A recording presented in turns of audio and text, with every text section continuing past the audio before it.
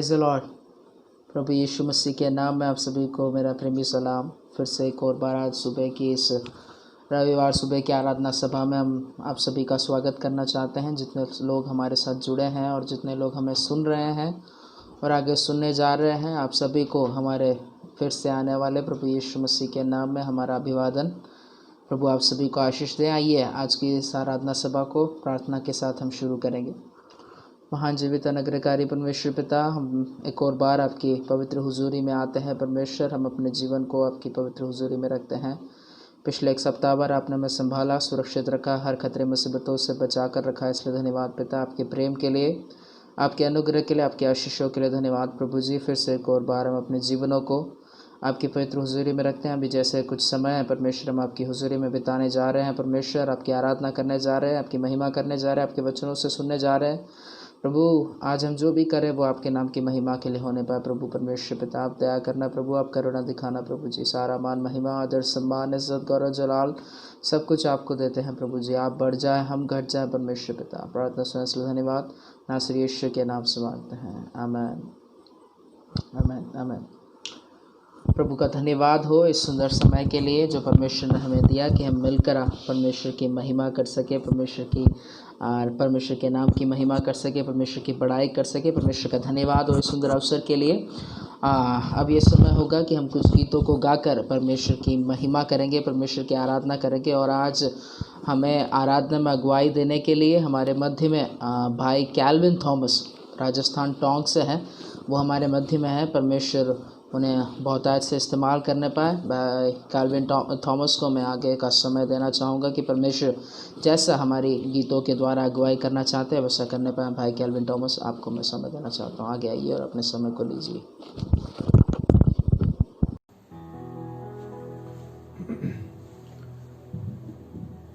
May God's name be glorified. परमेश्वर की नाम की महिमा हो कि आज फिर एक और बार प्रभु ने हम सबको उसके सम्मुख में इस तरह आने का मौका दिया है। मैं स्पेशली भाई ब्लेसन का धन्यवाद करना चाहता हूँ जिसके द्वारा ये सुंदर मौका प्रभु की महिमा गाने का जो मुझे मिला है। I especially want to also thank the church, the organizers who have organized this meeting, and हम सब मिलकर यहाँ पे चाहे कोई भी कारण हो जिस से हम यहाँ इकट्ठा हुए हो, बट सबसे बड़ी चीज जो आज होने वाली है वो है परमेश्वर की महिमा। I really feel blessed that I am one small part of that to lead you all with songs which will help us all to praise Him. But only with one thing: if we sing, if we glorify, if we say whatever we are saying with our whole heart, that is by giving it as an offering to God. May God's name be glorified.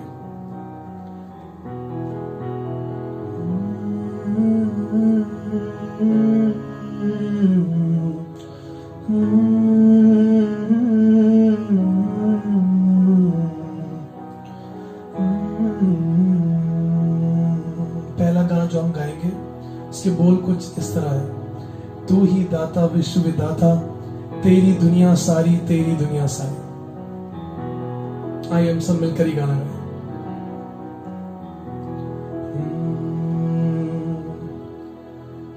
तू ही दाता विश्व विधाता, तेरी दुनिया सारी, तेरी दुनिया सारी। कैसा ये इंसान बनाया, शान तेरी है न्यारी, शान तेरी है न्यारी। ऊंचे पर्वत, गहरे सागर, सूरज चांद सितारे।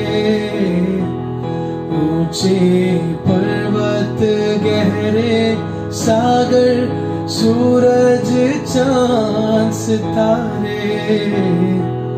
बादल आए, मेघ बरसाए, कुदरत की बलिहारी,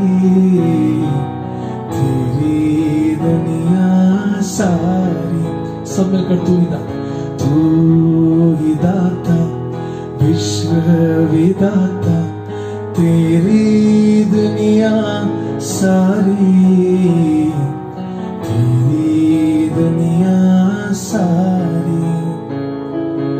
कैसा ये इंसान बनाया, शान तेरी है न्यारी, तेरी दुनिया सारी।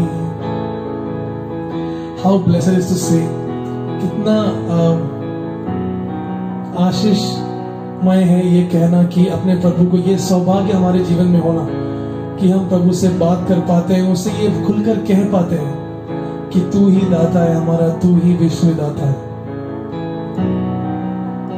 आगे हाथों को जोड़े, दिल को खोले, आए हैं शरण तेरी।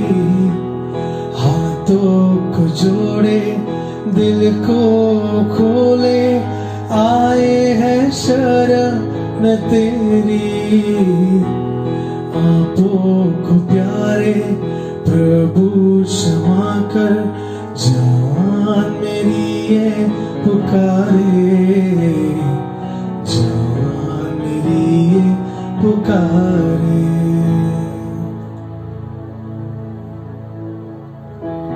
जैसे मैं कह रहा था, अगर ये गाने हम सिर्फ अगर ऐसे ही गा के छोड़ दे तो कोई फायदा नहीं है। वो प्रार्थना, वो गाने, वो worship is not reaching to God. So I request you all to mean this song once again. एक और बार चलिए हम सब साथ में इसको मीन करें कि हाँ, हम हमारे हाथों को जोड़ रहे हैं, हमारे घुटनों को तेरे सामने झुका रहे हैं, पूरे दिल को तेरे सामने रखकर, पूरे जीवन को, हमारे जो आने वाला समय है, हमारे लाइफ है, सबको तेरे हाथों में रखकर सिर्फ ये प्रार्थना कर रहे हैं। प्रभु जी कबूल कर। हाथों को जोड़े, दिल को खोले, आए हैं शरण तेरी। हाथों को जोड़े, दिल को खोले, आए हैं शरण तेरी। पापों को प्यारे प्रभु क्षमा कर, जान मेरी ये पुकारे, जान मेरी ये पुकारे। तू ही दाता विश्व विधाता, तेरी दुनिया सारी, तेरी दुनिया सारी। कैसा ये इंसान बनाया, शान तेरी है न्यारी, तेरी दुनिया सारी।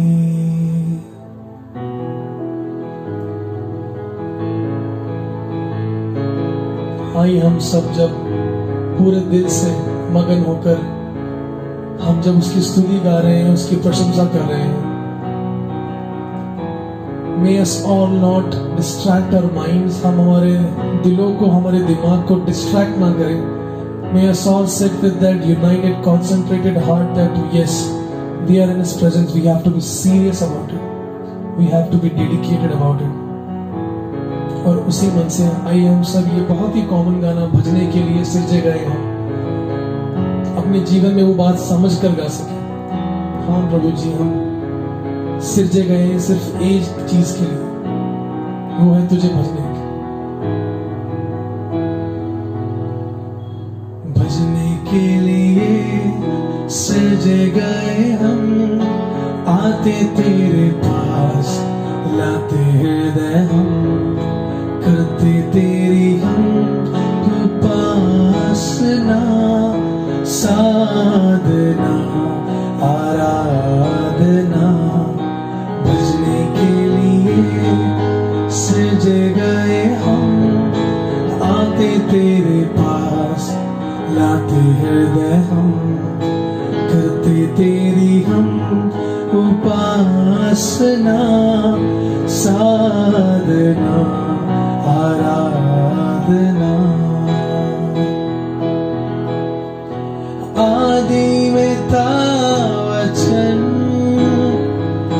वचन परमेश्वर के ही संग, वचन परमेश्वर ही तो था। सब कुछ हुआ वचन द्वारा, आदि में था वचन, वचन परमेश्वर के ही संग, वचन परमेश्वर ही तो था। सब कुछ हुआ वचन द्वारा, महिमा समर्था देखियो मेरा प्रभु यीशु, महिमा समर्था देखियो मेरा प्रभु यीशु। भजने के लिए सजे गए हम, आते तेरे पास लाते हृदय हम, करते तेरी हम उपासना, साधना आराधना।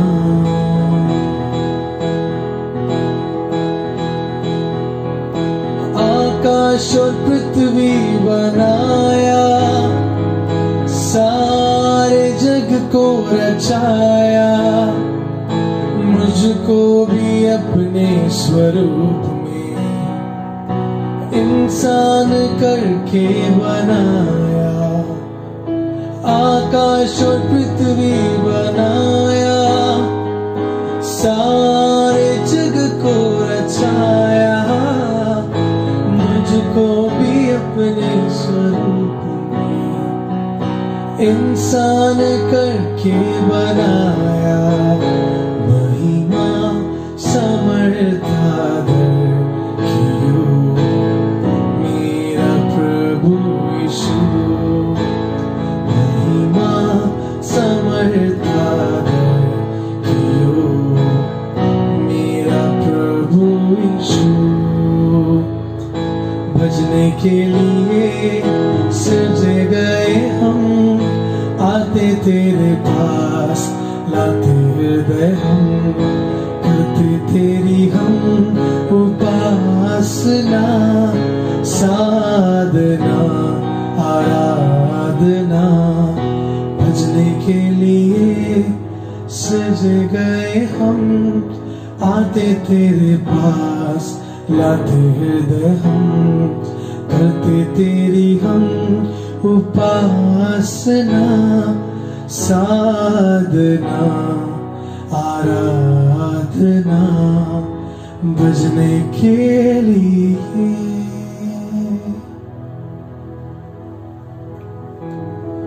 हाँ, एक रीजन विद विच मैंने जो ये कॉमन गाने चूज किए हैं, because I didn't want to make it as a performance, or I didn't want to make it as a singing, but I wanted to make it as a literal worship or an offering to our Lord.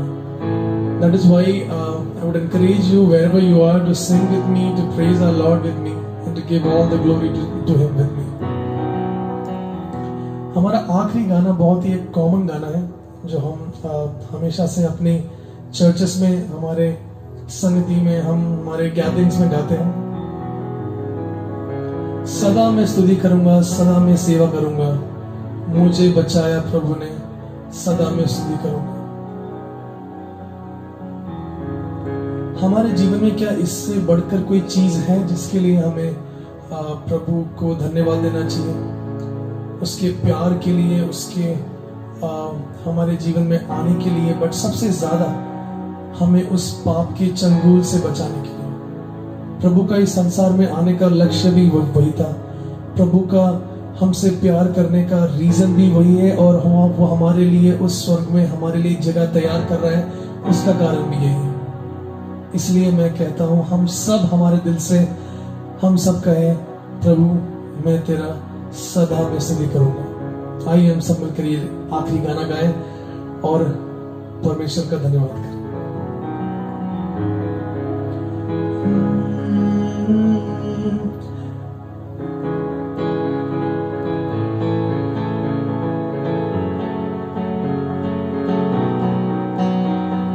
सदा मैं स्तुति करूंगा, सदा मैं सेवा करूंगा। मुझे बचाया प्रभु ने, सदा मैं स्तुति करूंगा, सदा मैं स्तुति करूंगा, सदा मैं सेवा करूंगा। मुझे बचाया प्रभु ने, सदा मैं स्तुति करूंगा। मुझे बचाने आया जब मैं गुनाहों में था, मुझे बचाने आया जब मैं गुनाहों में था। स्वर्ग छोड़कर जगत में आया मुझे बचाने को, स्वर्ग में छोड़कर जगत में आया मुझे बचाने को। सदा मैं स्तुति करूंगा,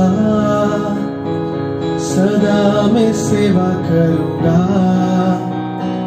मुझे बचाया प्रभु ने, सदा मैं स्तुति करूंगा।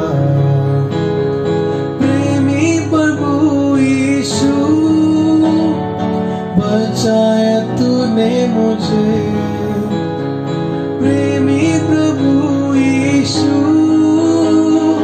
बचाया तूने मुझे। देता हूँ मैं सारा जीवन संपूर्ण आनंद से, देता हूँ मैं सारा जीवन संपूर्ण आनंद से। सदा मैं स्तुति करूंगा, सदा मैं सेवा करूंगा। मुझे बचाया प्रभु ने, सदा मैं स्तुति करूंगा, सदा मैं स्तुति करूंगा, सदा मैं सेवा करूंगा। मुझे बचाया प्रभु ने, सदा मैं स्तुति करूंगा। May God's name be glorified कि उसने हमें हम सबको सहायता की है कि हम सब साथ में मिलकर उसकी महिमा गा सके, उसकी प्रशंसा कर सके। And I pray that in the whole meeting and in this whole session we may sit with the same heart to worship and praise our God and to understand that His presence is with us. May the good God help us all, and let's give thanks to Him for this beautiful session which He has given us to praise Him and to adore Him. May the God's name be glorified. धन्यवाद भाई kelvin, हमें आराधना में अगुवाई करने के लिए। परमेश्वर आपको आशीषित करे और अधिक रीति से परमेश्वर आपको इस्तेमाल करे उसके राज्य के लिए, और होने पाए आने वाले दिनों में ऐसे हज़ारों सैकड़ों लोगों के लिए परमेश्वर आपको एक आशीष का कारण बनाए और आपकी सेवकाई को और आशीषित करे। परमेश्वर आपको आशीष दे। अब ये समय होगा कि हम परमेश्वर के वचन से कुछ समय हम मनन करेंगे, हम कुछ बातों को सीखेंगे। और आज हमारे जो मुख्य वक्ता हैं वो, उनका नाम परमेश्वर के दास एफ्रेम नाहर है। वो जो है अभी CNI डायोसिस CNI चर्च के एक पासबानी करते हैं, और हम बड़े हर्षित हैं कि वो आज हमारे मध्य में हैं और परमेश्वर के वचन से बांटने जा रहे हैं। परमेश्वर के दास को मैं आगे बुलाना चाहूँगा कि वो अपने समय को ले और परमेश्वर ने आशीष कर आगे का समय परमेश्वर के दास भाई एफ्रेम नाहर को देना चाहूँगा। धन्यवाद। प्रभु यीशु मसीह के नाम में आप सबको सलाम। मेरा नाम इवेंजलिस्ट एफ्राइम नाहर है और आज मैं आपके साथ खुदा के वचन में से बांटूंगा। पर वचन में से बांटने से पहले मैं खुदा बाप का धन्यवाद देना चाहता हूं कि उन्होंने मुझे ये मौका दिया कि मैं उनके लोगों के साथ खुदा के कलाम में से कुछ बातें कर सकूं। और मैं धन्यवाद देना चाहूँगा भाई जोसिन का, जिन्होंने मुझे ये मौका दिया कि मैं उनके YouTube चैनल पर, उनके चर्च के YouTube के चैनल पर खुदा का वचन बांट पाऊँ। तो आइए आज हम वचन में जाएं। आज का जो पैसेज है वो लिया गया है संत मत्ती के द्वारा लिखी गई अंजील, उसका 15 अध्याय 21 से 28 आयत तक। संत मती द्वारा लिखी गई अंजील उसका 15 अध्याय 21 आयत से लेकर 28 आयत तक मैं आपके लिए पढ़ूंगा। यहाँ पर लिखा है, यीशु वहां से निकलकर सूर और सैदा के प्रदेश की ओर चला गया। उस प्रदेश से एक कनानी स्त्री निकली और चिल्लाकर कहने लगी, हे प्रभु, दाऊद की संतान, मुझ पर दया कर, मेरी बेटी को दुष्टात्मा बहुत सता रहा है। पर उसने उसे कुछ उत्तर न दिया। तब उसके चेलों ने आकर उससे विनती की, इसे विदा कर, क्योंकि वह हमारे पीछे चिल्लाती हुई आ रही है। उसने उत्तर दिया, इज़राइल के घराने की खोई हुई भेड़ों को छोड़ मैं किसी के पास नहीं भेजा गया। पर वह आई और यीशु को प्रणाम करके कहने लगी, हे प्रभु, मेरी सहायता कर। उसने उत्तर दिया, लड़कों की रोटी लेकर कुत्तों के आगे डालना अच्छा नहीं। उसने कहा, सत्य है प्रभु, पर कुत्ते भी वह चूर चार खाते हैं जो उनके स्वामियों की मेज से गिरते हैं। इस पर यीशु ने उसको उत्तर दिया, हे स्त्री, तेरा विश्वास बड़ा है, जैसा तू चाहती है तेरे लिए वैसा ही हो। और जैसा कि और उसकी बेटी उसी घड़ी चंगी हो गई। ये मसीह की अंजील है, इसके पढ़े और सुने जाने पर आशीष हो। आज का जो वचन है उसको स्टार्ट करने से पहले मैं आपसे एक प्रश्न पूछना चाहूंगा। प्रश्न ये है कि क्या आपकी जिंदगी में कभी ऐसा समय आया जब आपको कोई व्यक्ति पसंद ना हो, जब आप किसी व्यक्ति के पास जाना ना चाहते हो, उससे बात ना करना चाहते हो, पर मजबूरियां कुछ ऐसी हो जाए कि आपको उसी व्यक्ति के पास जाकर मदद मांगनी पड़े। हमारी कठिनाइयां कुछ ऐसी बढ़ जाए कि जिसको हम बुलाना नहीं चाहते उसको भी बुलाना पड़ेगी। आज की जो कहानी है वो कुछ ऐसी ही है। यहाँ पर हम देखते हैं कि एक कनानी स्त्री है जो यीशु मसीह के पास आकर उनकी सहायता मांगती है, और यीशु मसीह का जवाब कुछ कठोर, कुछ गुस्से वाला लगता है। पर आज मैं इसी पैसेज से आपके लिए कुछ ऐसी बातें आपको सिखाना चाहता हूं जो खुदा ने मेरे मन में डाली। आज का जो टाइटल है, आज का जो थीम है हमारे सरमन का, वो ये है कि धीरज से विश्वास में बने रहने से हमें अपना प्रतिफल मिलता है। धीरज से विश्वास में बने रहने से हमें अपना प्रतिफल मिलता है। जब हम इस कहानी को देखते हैं तो हमें देखने से और पढ़ने से कुछ ऐसा लगता है कि यीशु मसीह गुस्से में है, वो इस स्त्री को पीछे धकेल रहे हैं, वो चाहते नहीं कि ये स्त्री पास आए, इसीलिए वो आगे बढ़ रही है। पर मेरे प्रिय भाइयों और बहनों, मैं आपको ये बताना चाहता हूँ कि इस वचन में जो हम सोचते हैं वो ऐसा नहीं। यहाँ पर यीशु मसीह उस स्त्री को कुछ बातें सिखाना चाह रहे थे और हम आज उन्हीं बातों पर अपना ध्यान लगाएंगे। यीशु मसीह उस स्त्री को कुछ बातें सिखाना चाहते थे और उनमें से पहली बात जो हम ध्यान लगाने वाली है वो ये है कि यीशु मसीह जब सिखाना चाहते थे वो स्त्री को रिजेक्ट नहीं कर रहे थे, वो उसको पीछे नहीं धकेल रहे थे। जैसा हम आयत में पढ़ते हैं कि यीशु मसीह चुपचाप आगे चलते गए। अगर यीशु मसीह उसको डांटना चाहते, अगर यीशु मसीह चाहते कि मैं उसकी मदद ना करूं, तो वो चुप ना रहते और वो सीधा उसे बोलते कि मैं तेरी मदद नहीं कर सकता, तुम यहाँ से जा सकते। पर यीशु मसीह ने कुछ ऐसा नहीं किया। वो इसलिए था क्योंकि यीशु मसीह उस स्त्री को एक विश्वास की तरफ लेके जाना चाहते थे, एक नया विश्वास उसको दिलाना चाहते थे जो हमारे खुदा बाप में बनता है।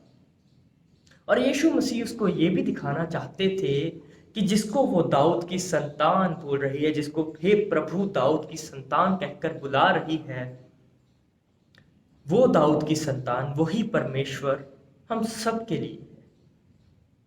वो परमेश्वर हम सब के लिए आया है। क्योंकि उसकी जो अंडरस्टैंडिंग थी, उसकी जो कनानी स्त्री की अंडरस्टैंडिंग थी, वो ये थी कि ये यहूदियों का राजा है, ये यहूदियों का परमेश्वर है और मैं किसी और परमेश्वर को मानती हूं। पर इस स्त्री ने में भी सब कुछ ट्राई कर लिया होगा, इस स्त्री के पास कुछ और कोई चारा नहीं हुआ कि कनानी स्त्री रहते हुए भी इसको यहूदियों के राजा के पास आना पड़ा मदद मांगने के लिए। आज का जो मेरा पहला पॉइंट है वो ये है कि हमें पता होना चाहिए मदद कहाँ से मांगनी है। हमें पता होना चाहिए कि मदद कहाँ से मांगनी है। ये कहानी पढ़ने से ऐसा लगता है कि यीशु मसीह के पास वो स्त्री मदद के लिए आ रही है। ये कहानी सुनने से हमें ऐसा लगता है कि कोई यीशु मसीह को मदद के लिए पुकार रहा है और यीशु मसीह ने उसे रिजेक्ट कर दिया। यीशु मसीह कुछ ज्यादा खास उस स्त्री में थे नहीं। पर मेरे प्रिय भाइयों और बहनों, मैं आपको बताना चाहूंगा कि ये जो 21 आयत है यहाँ पर लिखा है कि यीशु वहां से निकलकर सूर और सैदा के प्रदेश में चला गया। सूर और सैदा के प्रदेश में चला गया। ये प्रदेश जो थे ये थे अन्य जाति के प्रदेश। ये वो प्रदेश थे यहाँ पर यहूदी लोग आना पसंद नहीं करते थे। और being a Jewish, it was not good for Jesus' image and his disciples' image to be there in these places. कभी कभी हम सोचते हैं कि यीशु मसीह के पास हम जाते हैं, पर मेरे प्रिय भाइयों और बहनों, मैं आपको बता दूं कि हमारे जीवन में आज सबसे ज़्यादा ज़रूरत है तो ये ज़रूरत है कि हम जाने कि यीशु मसीह है कहाँ पर, यीशु मसीह है कहाँ पर। हम कभी कभी सोचते हैं कि हमें पहला इनिशिएटिव लेना पड़ेगा। हम कभी कभी सोचते हैं जब तक मैं आगे नहीं बढ़ता तब तक मेरे जीवन में कुछ नहीं होने वाला, तब तक मैं परमेश्वर के पास नहीं जा सकता। पर यीशु मसीह खुद हमारे घर में, हमारे सूर और सैदा में, जहाँ पर उनको बीइंग अ जूइश यहूदी होकर आना अलाउड नहीं था, जो उनकी इमेज पर, उनकी शोभा पर दाग लगाता था, वहां पर यीशु मसीह खुद आते हैं। वहां पर यीशु मसीह खुद आते हैं। यहाँ पर हम जरूर देखते हैं कि यहाँ पर लिखा है कि वो स्त्री यीशु मसीह के पास आई, पर यीशु मसीह पहले ही वहां थे। यहाँ पर स्त्री को उनके पास ना आना पड़ता।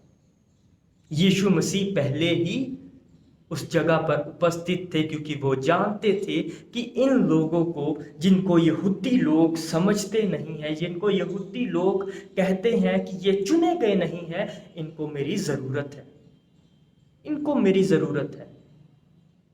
आज जब हम भी कुछ बात करते हैं जीवन में आप अपने आप से सवाल पूछें कि क्या आज हम लोग जानते हैं कि जब हम यीशु मसीह को ढूंढने जाते हैं, जब हमें यीशु मसीह की ज़रूरत पड़ती है, तो यीशु मसीह कहाँ है? क्या आज हम जानते हैं कि जब हम बोलते हैं कि हमें आज दुआ में बैठना है, आज हमें यीशु मसीह की उपस्थिति में बैठना है, आज हम चाहते हैं कि यीशु मसीह हमारी दुआ को सुने और हमारी कठिनाइयों को दूर करे, तो क्या हम जानते हैं कि यीशु मसीह कहाँ है? यीशु मसीह हमारे पास है, यीशु मसीह हमारे हृदय में है, यीशु मसीह हमें जानते हैं। उन्होंने हमारा नाम, हमारा चेहरा अपनी हथेली पर खोद रखा है। वो हमें एक पर्सनल रिलेशनशिप के बेसिस पे जानते हैं। वो हमारे अंदरूनी दिल को जानते हैं, वो हमारी ज़रूरतों और परेशानियों को जानते हैं। और कभी कभी हम सोचते हैं कि हमने पहला कदम उठाया, तो मेरे प्रिय भाइयों और बहनों, हम बहुत ही गलत हो जाते हैं, क्योंकि यीशु मसीह ने तो पहला कदम पहले ही उठा लिया। यीशु मसीह ने पहला कदम है वो पहले ही उठा लिया। अगर देखें तो ये इस स्त्री थी, ये जो वचन कहता है कि कनानी स्त्री थी, और कनानी स्त्री होने का मतलब है कि इनका यहूदियों के साथ वैर है। ये वही कनानी लोग हैं जहां हम ओल्ड टेस्टामेंट में, पुराने नियम में देखते हैं कि जब इजराइली एक प्रॉमिस लैंड में, वायदे के लैंड में बुलाए गए थे, तो वो कनान में बुलाए गए थे, जहां पर उन्होंने कनानियों को बाहर निकाल दिया था और खुद का घर बसा लिया था। और ये वो कनानी स्त्री है जिनको बाहर निकाल दिया गया था।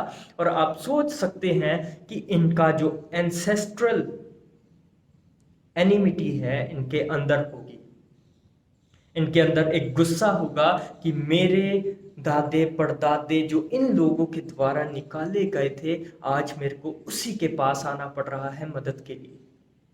आज मेरे को उसी के पास आना पड़ रहा है मदद के लिए। और यीशु मसीह पहली बात उसे ये सिखाना चाहते थे कि हे स्त्री, मैं तेरे पास आता हूँ।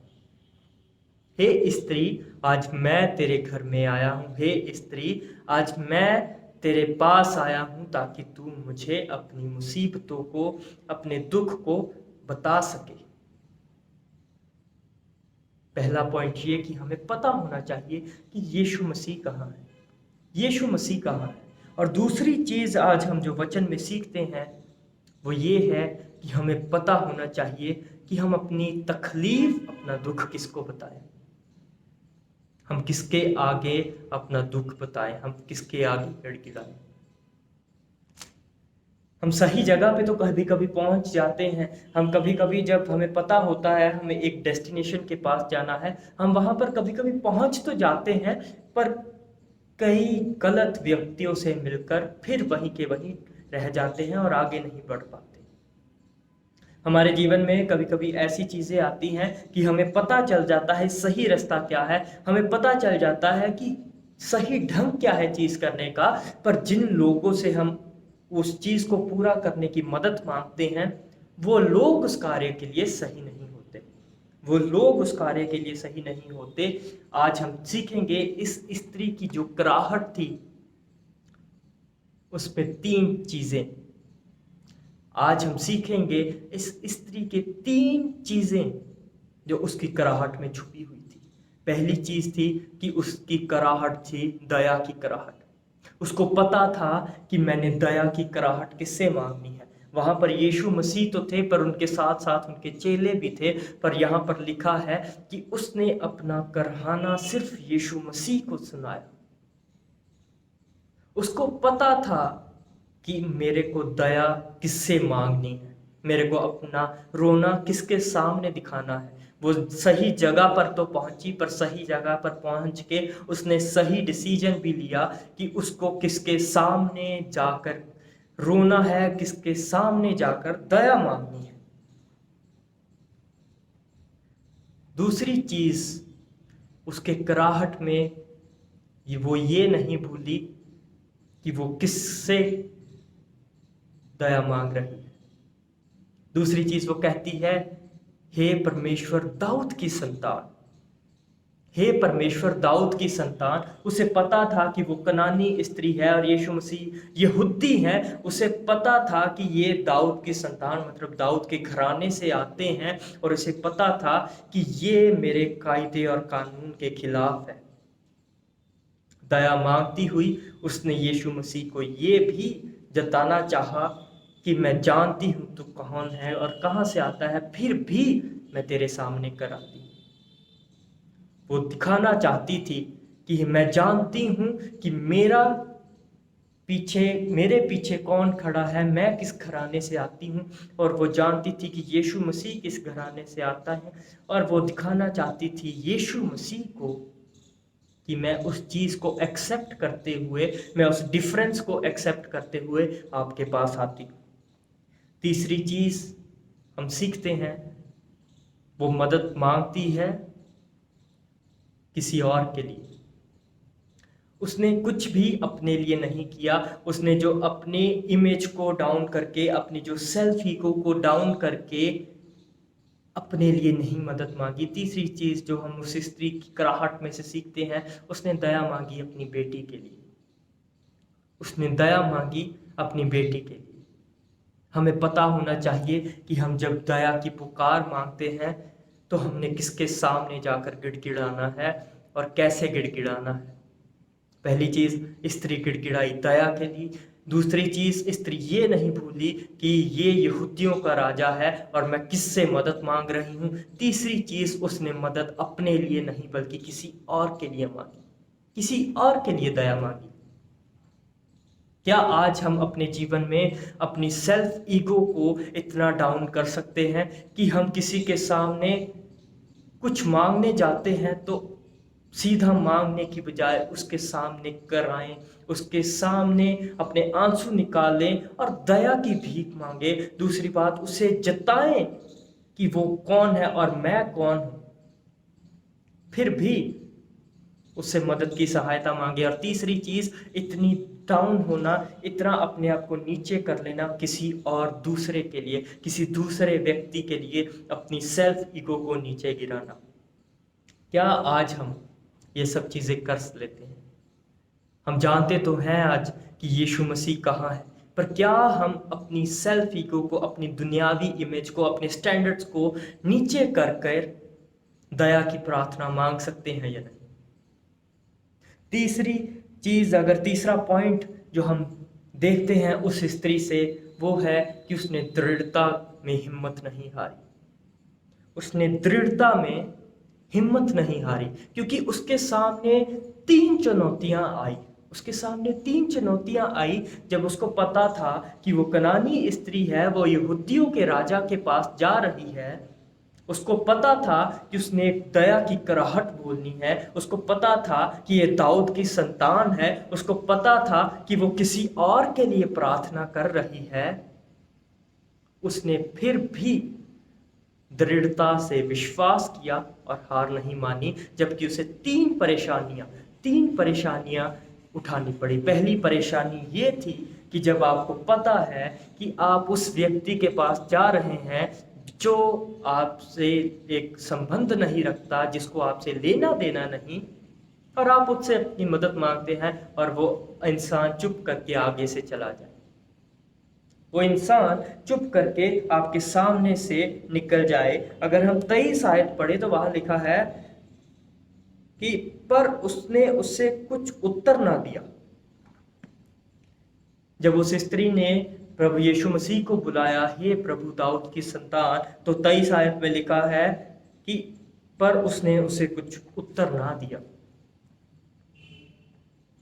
पर उसने उसे कुछ उत्तर ना दिया। हमारी जिंदगी में अगर यही सेम चीज हमें करनी पड़े कि हम किसी को अपनी सेल्फ स्टीम लो करके किसी के पास जाते हैं, उसे बुलाते हैं कि हे भाई या हे बहन, आज मेरे को तेरी जरूरत है, चाहे हमारे संबंध अच्छे नहीं, फिर भी मैं अपने आप को झुकाता हूं और तेरी सहायता मांगता हूं, तो क्या तू मेरी सहायता करेगा या करेगी? और आगे से वो इंसान जवाब ना दे और सीधा चलता जाए, तो क्या हम इतने दयावान हैं? क्या हम अपने आप को इतना नीचे कर सकते हैं कि फिर भी उस व्यक्ति के पास जाए?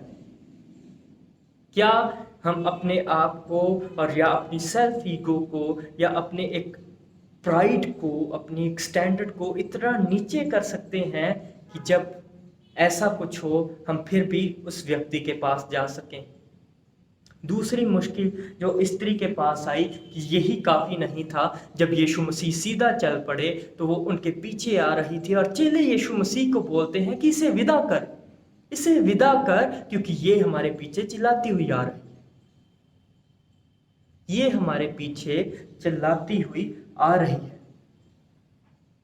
अब ये चेलों का कॉन्सेप्ट देखिए, यीशु मसीह के मन में था, यीशु मसीह को पता था कि मैं इस स्त्री के साथ क्या कर रहा हूँ, मैं इसको क्या सिखाने की कोशिश कर रहा हूँ, पर चेले थे वो यीशु मसीह को समझ नहीं पाए। उन्होंने ये सोचा कि हाँ, अब यीशु मसीह यहूदियों की तरह बिहेव कर रहे हैं। हाँ, क्योंकि उनका अभी भी माइंड सेटअप था कि हम यहूदी लोग हैं, ये कनानी स्त्री है, हमें इसकी मदद नहीं करनी चाहिए। और क्या पता वो अंदर ही अंदर खुश हो रहे हों कि यीशु मसीह पहले ही इनके इलाके में थे, पहले ही अन्य जातियों में घूम रहे थे, पर अब यीशु मसीह ने बहुत ही तगड़ा काम कर दिया इसको रिजेक्ट करके। और उन्होंने ये सोचा कि अब हम यीशु मसीह को बता सकते हैं कि हम यहूदी हैं और इस कनानी स्त्री को विदा कर दे, क्योंकि इसका चिल्लाना, इसका करहाना, इसका रोना व्यर्थ है।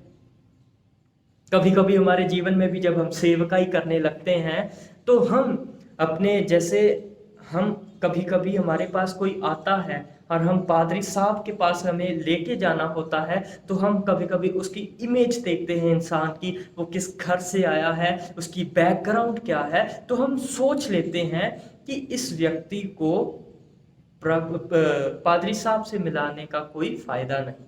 हम अपने दिमाग से सोच लेते हैं कि हमें पता है कि हमें किस व्यक्ति को यीशु मसीह के पास लाना है, किसे नहीं। कभी कभी ऐसा होता है कि हम लोगों को उनकी आउटर एक्सपीरियंसेस से, आउटर अपीयरेंस से जज करने लग जाते हैं। एक बार की बात है कि हमारा एक फंक्शन हो रहा था जब मैं अपनी पढ़ाई कर रहा था, तो वहाँ पर एक गरीब स्त्री आई जिसके कपड़े कुछ खास नहीं थे, मैले कपड़े थे, और खाना सबको मिल रहा था। खाना वहाँ पर सबके लिए था, पर वहाँ पर जो केटरिंग सिस्टम होता है, वहाँ पर लोग जो खाना बांट रहे थे, चाहे वो मसीही थे, पर उन्होंने उस स्त्री की मजबूरी को नहीं देखा। उन्होंने ये देखा कि उसका बाहरी पहनावा कैसा है, और उसे बोल दिया कि यहाँ से चली जा, यहाँ से चली जा। इन चेलों की तरह हम भी कभी कभी ऐसे हो जाते हैं कि हम यीशु मसीह के वचन से ज़्यादा अपने आप को समझना शुरू कर देते हैं। हम सोचते हैं कि हम जो डिसीजन ले रहे हैं वो वचन से ज़्यादा सही है, तो हम किसी को पीछे धकेलना शुरू कर देते हैं। ऐसा ही कुछ इस स्त्री के साथ भी हो रहा था कि दूसरी जो मुश्किल उसके साथ आई वो ये थी कि यीशु मसीह के साथ जो चेले थे वो उसे बोल रहे थे उसके सामने ही कि इसको विदा कर दे। और तीसरी मुश्किल जो उस स्त्री को देखनी पड़ी वो था यीशु मसीह का reply.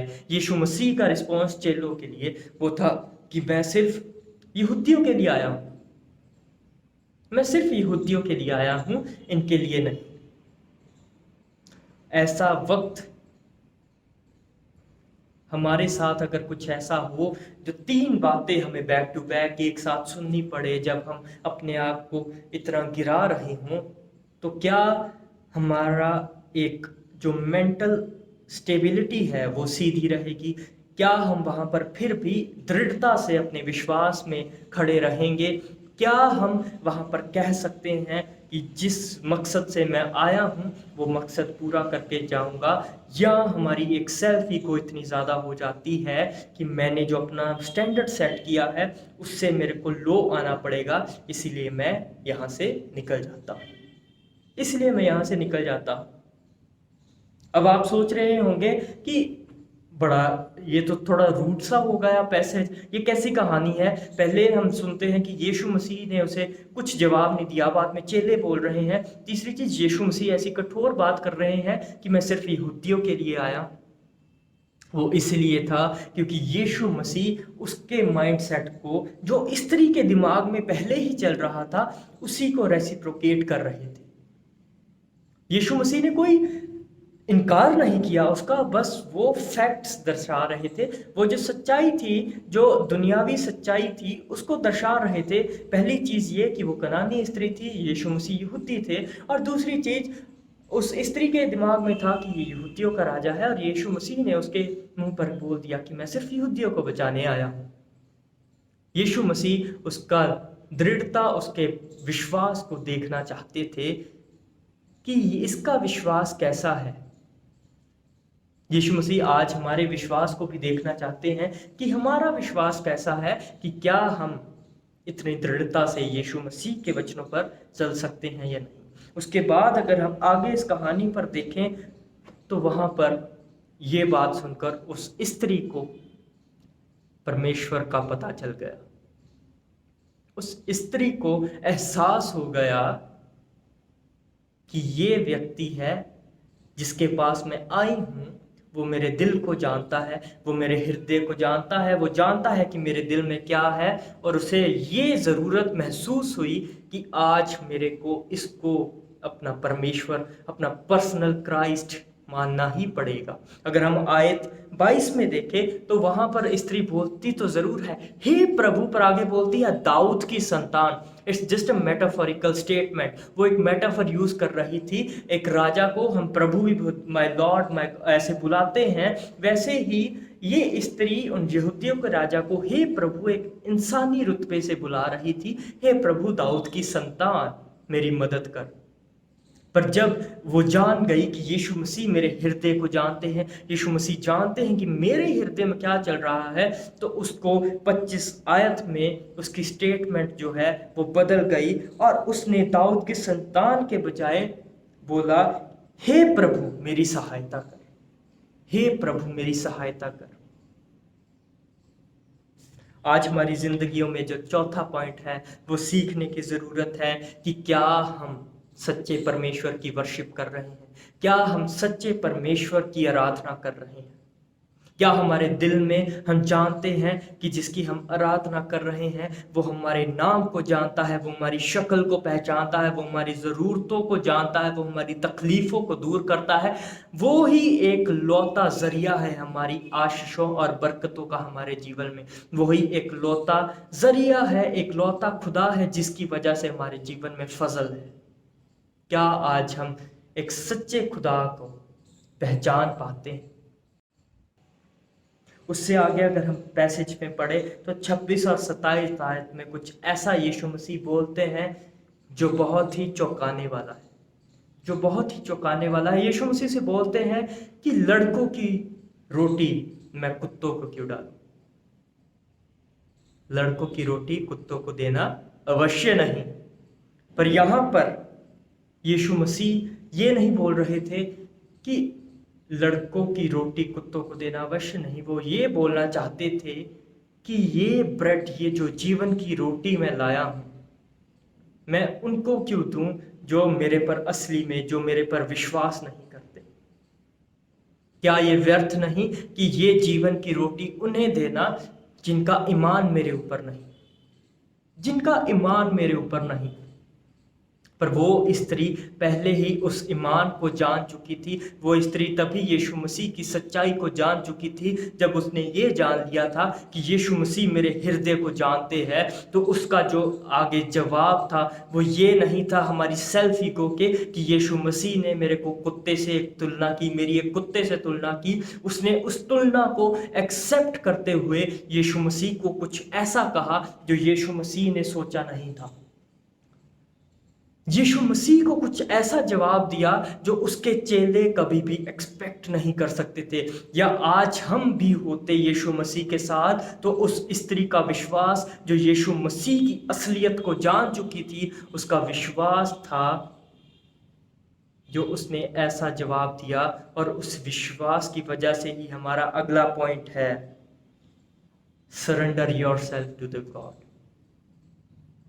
Surrender yourself to the God. अगर जब हम इस कहानी के पास वापस आते हैं तो जब यीशु मसीह ने उसको कुत्ते से ताल्लुक किया और उसने सिर्फ स्त्री ने अपने आप को कुत्ते से तुलना करवाते हुए उसे एक्सेप्ट ही नहीं किया, बल्कि उसने कुछ ऐसा बोला कि मालिक के मेज से गिरे हुए टुकड़े भी वो कुत्ते ही खाते हैं, कि उसी स्वामी के मेज से गिरे हुए टुकड़े वो कुत्ते ही खाते हैं। यहाँ पर उस स्त्री ने यीशु मसीह को सरेंडर कर दिया। वहां पर उस स्त्री ने यीशु मसीह को सरेंडर कर दिया। वो ऐसे कि उस स्त्री ने यीशु मसीह के घराने में अपने आप को इंक्लूड कर लिया। उस स्त्री ने यीशु मसीह के घर में अपने आप को एक सदस्य बना लिया। उस स्त्री ने ये नहीं देखा कि यीशु मसीह ने मेरी कुत्ते से तुलना की, पर उस स्त्री ने ये बोल दिया कि स्वामी के टुकड़े भी तो कुत्ते ही खाते हैं। इसका मतलब ये कि उसने अपने आप को कुत्ता बनाया, पर कोई ऐरा गैरा कुत्ता नहीं बनाया। उसने आप को एक पालतू कुत्ता बना लिया। उसने एक ऐसा कुत्ता बना लिया जिसको उसका स्वामी अपने घर उठा ले आया है, जिसको उसका स्वामी खाना खिलाता है, जिसको उसका स्वामी देखभाल करता है, जिसकी उसका स्वामी हर चीज़, हर ज़रूरत पूरी करता है। और सबसे बड़ी बात कि जो स्वामी उसको प्यार भी करता है। उसका विश्वास इतना बढ़ गया उस बात के बाद कि उसने यीशु मसीह के घर में अपने आप को खुद इनवाइट कर लिया। उसने यीशु मसीह के घर में अपने आप को खुद एक सदस्य बना लिया। और जो यीशु मसीह का मकसद था कि इस स्त्री के विश्वास को दृढ़ करना, और जो वो चीज़ चेलों को दिखाना चाहते थे, वो दिखा पाए और अंत में यीशु मसीह ऐसी बात कहते हैं जो आज हमारे लिए भी थोड़ी टेम्प्टेड हो सकती है, थोड़ी एक टेम्पटेशन की तरह आ सकती है। पर जब हम मेरे प्रिय लोगों विश्वास में पड़ जाते हैं, जब हम यीशु मसीह के चरणों में आ जाते हैं, तब कोई भी टेम्पटेशन हमारे लिए बड़ी नहीं, क्योंकि यीशु मसीह ने उसे बोला कि जा तेरे विश्वास ने तुझे जीत लिया।